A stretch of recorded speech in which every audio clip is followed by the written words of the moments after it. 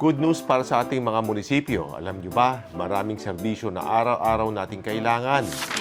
Health center, farm-to-market roads, scholarships, disaster response, social welfare, agricultural support.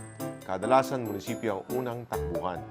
Pero minsan, mas marami ang responsibilidad kaysa sa pondong hawak nila. Parang handaan na isang buong barangay ang bisita, pero pang 10 tao lang ang budget. Kaya hinaay natin ang House Bill 9488 o ang Local Fiscal Autonomy Enhancement Act.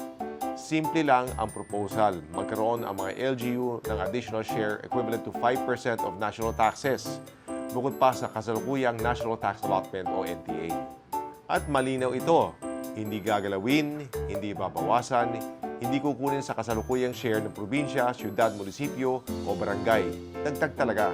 At dahil ang mga munisipyo ang kadalasang nasa frontline ng serbisyo publiko, 70% ng additional share ay mapupunta sa municipalities. Bakit? Dahil sa munisipyo, madalas lumalapit ang tao kapag kailangan ng gamot, kapag may problema ang magsasaka, kapag baha, kapag kailangan ng assistance, kapag kailangan ayusin ang lokal na kalsada o pasilidad. At hindi rin pare-pareho ang sitwasyon ng lahat ng LGU. May mayamang munisipyo, may malaki ang kita, pero mayroon ding maliliit at lower income municipalities na mas malaki ang pangangailangan pero mas limitado ang resources. Kaya may income classification equalization factor ang bill. Simple ang prinsipyo. Kung mas kapos ang LGU, dapat mas makatulong ang formula. Hindi pwedeng pantay sa papel pero hindi patas sa totoong buhay.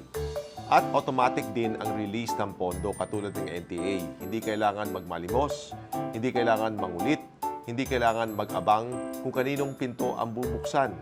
May malinaw ding computation, official data sources, transparency reports, at regular fiscal impact monitoring para mas malaki ang pondo pero malinaw din kung saan napupunta. House Bill 9488 is good news for municipalities.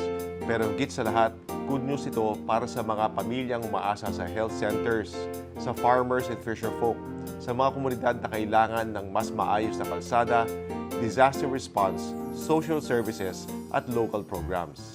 Dahil ang local autonomy, hindi lang dapat nasa papel. Dapat may sagot na resources para makapagdesisyon, makapagplano, at makapagserbisyo ang bawat LGU. Kapag mas malakas ang munisipyo, mas malapit at mas mabilis ang serbisyo sa tao. At yan ang klase ng local autonomy na dapat nating palakasin.